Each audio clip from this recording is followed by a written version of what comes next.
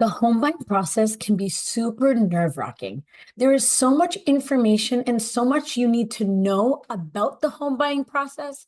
And one of the biggest things is knowing what the cost of home buying is going to be. If you don't have enough money saved or available to you by the time of closing, you could really screw yourself during the entire process. So I'm here to go over the costs that total up of everything you're going to need throughout the entire home buying process. By the way, my name is Zamira Dunnet, and I'm a local real estate agent right here in the GTA, and I'm with eXp Realty.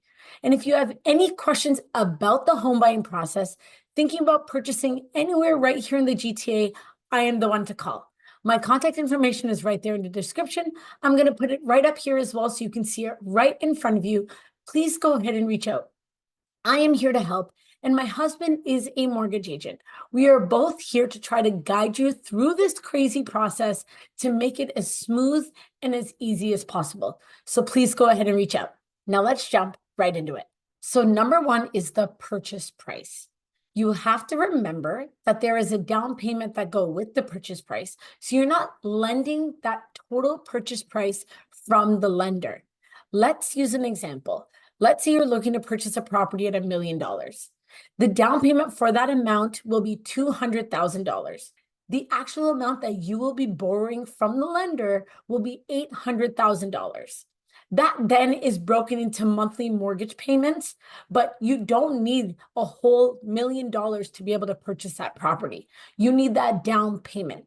I'm going to use different numbers when it comes to down payment as well, because we do have a minimum down payment here in Ontario. And that information is super important because it is really hard to chase the market when you are trying to save 20%. So you can put less than 20% down, but the number one thing to do is to speak to a mortgage agent, find out how much you can afford, so then you can know what the purchase price that you are looking at is going to be. Basically, the purchase price is the amount that you're giving the seller to be able to purchase their property. Now, this can also be negotiated depending on certain things, but that's totally a different topic. Today, we are just talking about the amount that you're going to need to be able to purchase a property and all the costs that you're going to need. So let's jump into number two, which is the down payment. We were just talking about it. So the way that the minimum down payment works is, let's say you're purchasing a property at $800,000.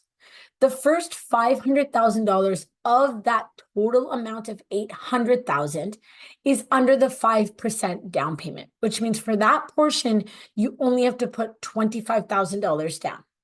Then anything additional up to $999,999, you put 10% down. So with us using $800,000, that's $25,000 for the first $500,000, and then the leftover $300,000 is $30,000. So your total down payment for a $800,000 property is going to be $55,000. Now, you have the ability to put down less than 20%, but there is insurance added on top of your mortgage to be able to protect the lender because you are putting less than 20% down. That is our next step. You need to know what mortgage insurance is. So number three, mortgage insurance. What mortgage insurance is if you put less than 20% down, there is a premium that gets added on top of your mortgage that goes towards your monthly mortgage payments. It is not a payment that you pay upfront, but if you put the minimum down, it is 4% of the amount that the lender is giving you. So let's use the same analogy. $800,000, $55,000 down, which means the amount that the lender is giving you is $745,000. So in this case, a 4% premium added on top of your mortgage is $29,800. That will then be added on top of your mortgage. So the amount the lender is actually lending you is $774,800. Now, I know this is a bit of a premium added on top, but you have to qualify for this total amount. You can't just qualify for $745,000 because that's not how much the lender is actually going to be lending you. Because that premium gets added on top, you still have to qualify for this 4% premium added on top of the mortgage. So when you speak to a mortgage agent like my husband, they will add in that premium as well when they are qualifying you. This is why it is very difficult to just try to do these numbers on your own. For example, if you're putting 10% down total throughout the entire amount, so you don't put 5% for the first 500,000, you decide to put 10%, that then brings down this 4% premium, which means there's a difference again. It's a different number. You want to speak to a professional who can get these numbers calculated for you correctly. Like I said, my husband's information was right there on the screen before. Reach out to him, because someone to break down all of these details, giving you the correct numbers is super important. You don't want to be in a situation where you think you can afford more and then it's not possible because this premium is added on top. So this information is super important when it comes to figuring out how much you need and what you're going to be lending from the bank. Okay, number 4 is closing costs. There are quite a few things that are included into closing costs, and you need closing costs upfront and available. You actually have to show the lender that you have this money when you are applying for the mortgage. So let's say you have the condition of financing for 5 days and you just wrote the offer and it just got accepted. Now you're in that conditional period. You need to show the lender that you have the total down payment and the closing costs already available.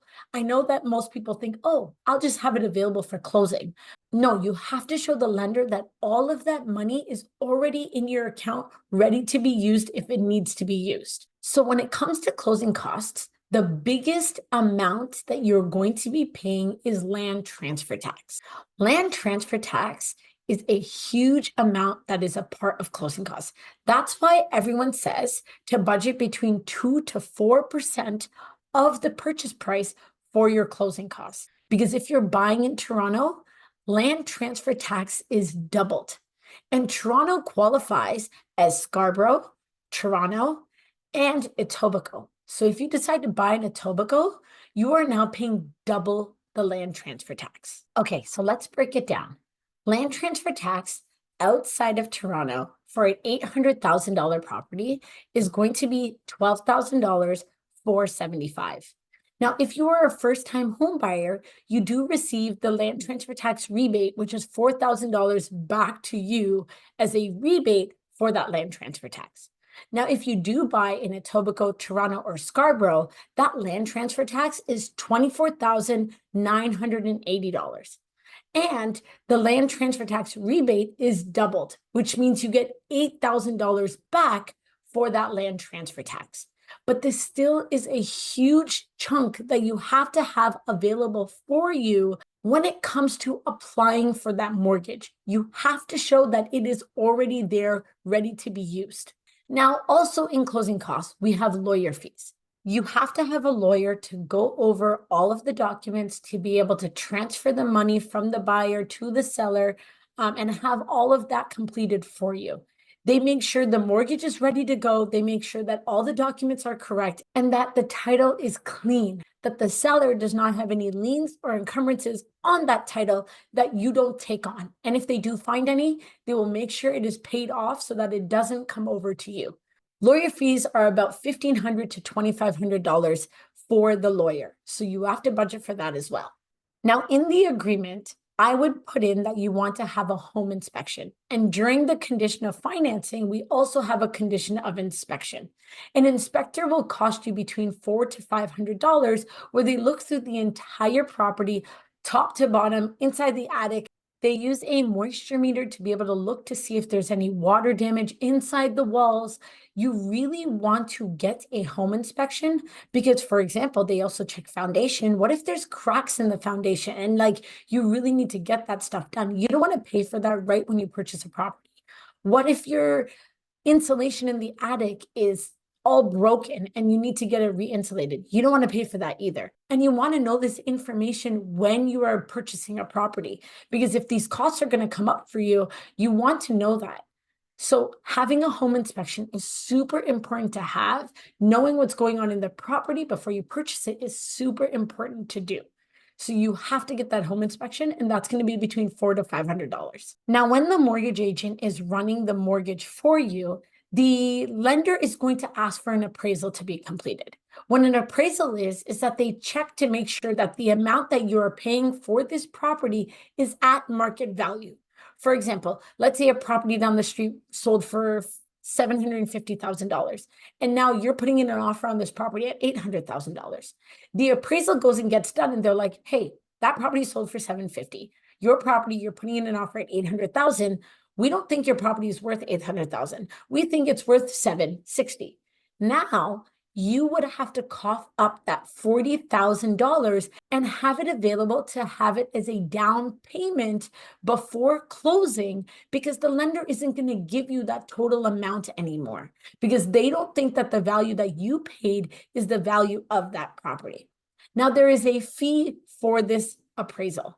Some mortgage agents will refund you for that amount, but you do have to pay that up front. And that cost can be between $300 to $500. Each lender is a bit different, but your mortgage agent will tell you how much that is going to cost.